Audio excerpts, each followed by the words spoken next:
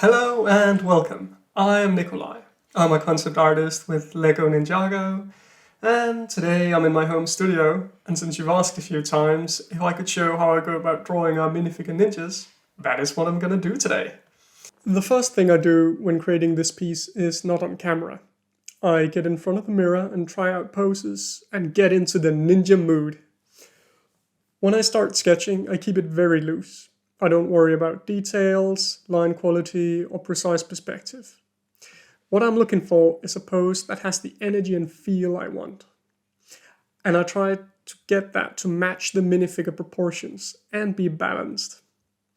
As you can see, I don't have the mask or any ninja details described in the beginning.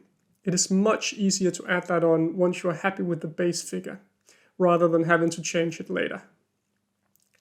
I spent a fair amount of time with this, exploring and making changes. I don't have a perfect image of what I want from the get-go, only a sense of the expression I want to achieve. Once I'm happy with it, I clean up the sketch a bit where it's messy and start adding in some details. I'm still not afraid of changing things, and I still try to keep loose. I want to save energy for the rest of the process and leave some exciting exploration to be had when I move on to inking. As I get all the details and difficult areas thought through, I move on to inking. And this is where I end up getting in the way of the camera quite a bit. Normally I'd be rotating the paper extensively to be able to pull off smooth lines. But as I want the paper to stay put for the recording, I have to move myself around quite a bit to get the posture I need to make smooth lines. For the first pass I don't add shading or line weight. I find the markers can lift a bit of the black ink if there's too much and muddy the colors. I then start blocking in the color.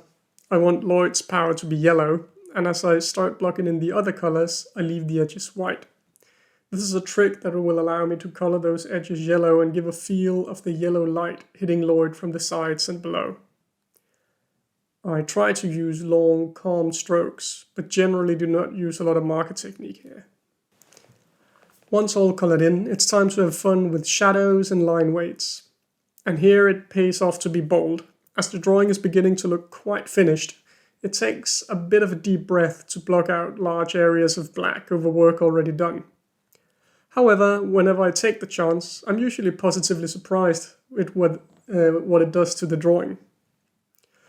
For the last bit, I jump around and just work on whatever I think might give the image that little bit more. And there you have it, Lloyd, the Green Ninja.